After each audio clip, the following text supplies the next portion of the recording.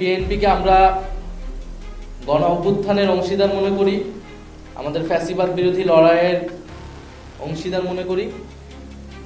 BNP যাতে ভুল রাজনীতি না করে সেজন্য বিএনপির প্রতি আমাদের আহ্বান থাকবে। বাংলাদেশকে নতুন করে গঠন করতে হলে বাংলাদেশের সংস্কার, বিচার এবং বাংলাদেশের পুনর্গঠন প্রশ্নে এখানে আওয়ামী লীগ যে সকল বৈদেশিক শক্তির সমর্থনে দেশে ক্ষমতায় ছিল, জনগণের বিরুদ্ধে গিয়ে তাদের সাথে আপোষ করে আসলে বাংলাদেশের রাজনীতি করা সম্ভব নয়। আর জাতীয় নাগরিক পার্টি কোনো শক্তি কি শক্তি না, এটা আসলে রাজপথে ভোটের মাঠেই জনগণই এটা রায় দিবে।